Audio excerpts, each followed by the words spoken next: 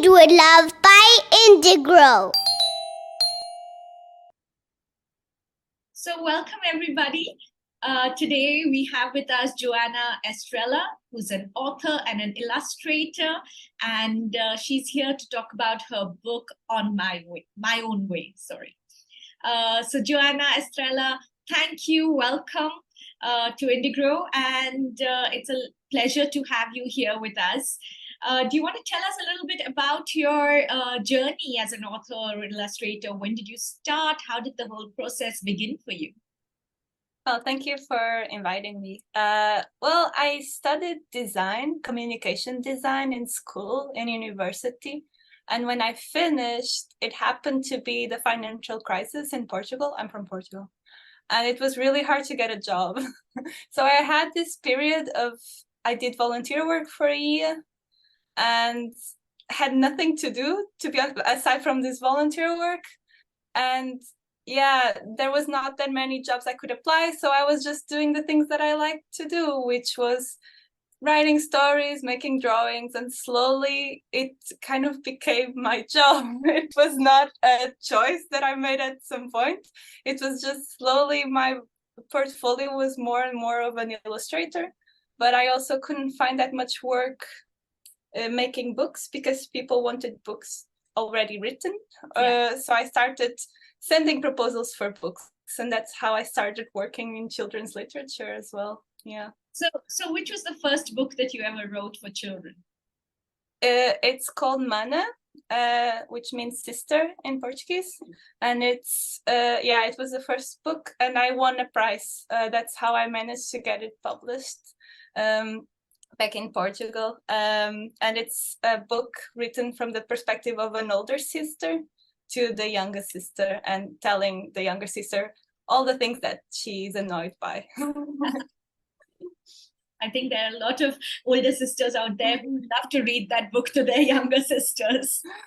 So today we're here to talk about your book, which is My Own Way. It's a picture book. It's written in poetry form as well. Do you want to tell us a little bit about that book? Yes, the book also started in a strange way. I was also trying to apply for a competition. It was in the Canary Islands, picture book competition they have there. But I don't speak Spanish very well. So I kind of wrote a very, very simple book with the few words that I know, and that are very similar in Portuguese and Spanish are very similar languages. and I thought that, if it rhymes, it's easier for me to write it as well. So that's how it started. The original version was written in Spanish, and then later I translated it back. And now it's been translated to English. And my idea was that, I had worked on the topic of gender identity before in my work. And from having worked, I made a zine, and I had worked that zine with workshops with children. And from that, I thought, I could do this better. Basically, I tried to take the topic in a different direction and talk about it. Like the book that I had done before was about a boy who liked to wear dresses. And I liked still the story, but I realized that children saw it as this character that is fictional, and I respect his choice, but he's not me. I have no, there was some sort of distance to it, and it's a special person, we should respect them. And I wanted to make something that asked questions to the reader and make you notice things in your life. Yeah. Because we all live with gender, regardless of our identity. It's a part of culture. And so, not only culture, of course, but I wanted to approach the topic in a different way. Yeah.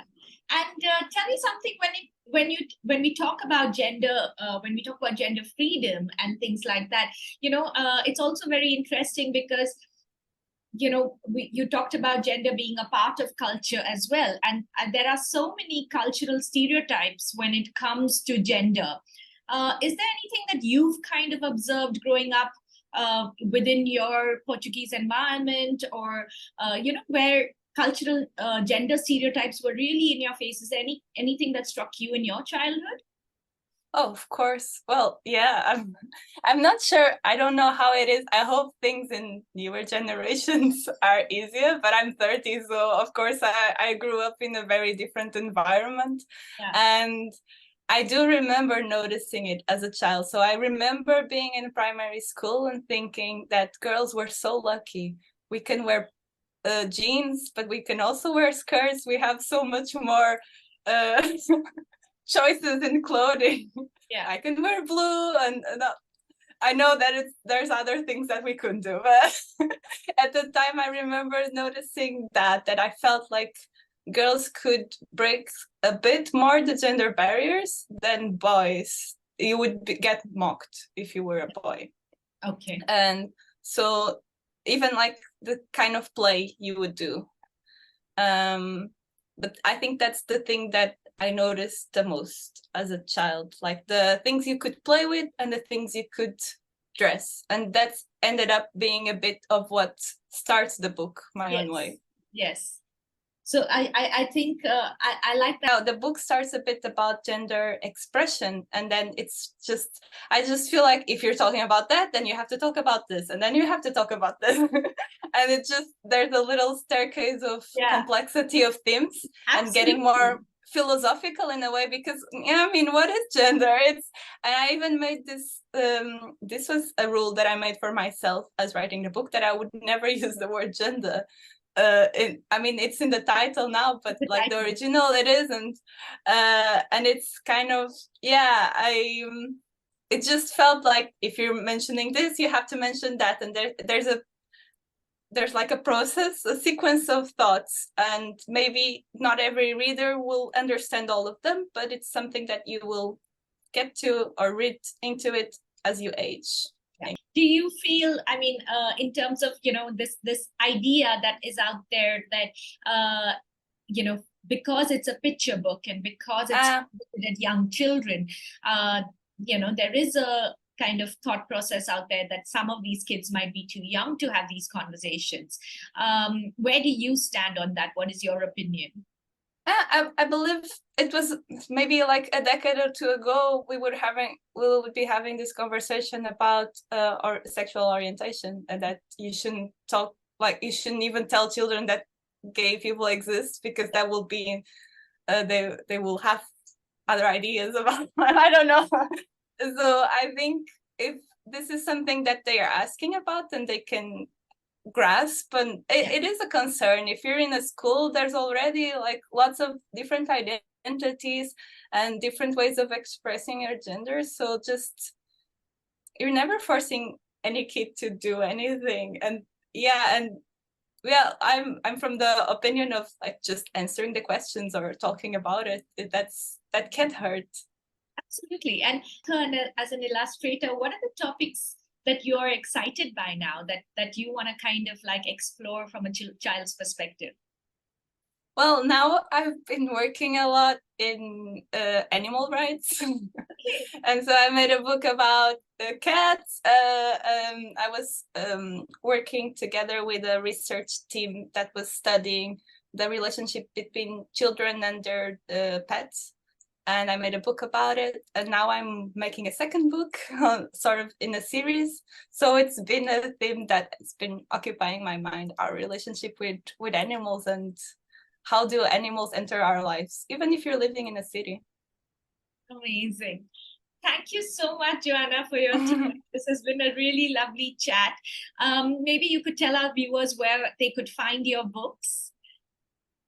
I think they're almost everywhere online. I know they're on Amazon, but there's probably better options. And how do they stay in touch with what you're up to? And do you have a social media handle that they can connect with you on? Yes, I'm on Instagram as Dorothy Parker, and I also have a website that it's myname.com, joanaestrela.com.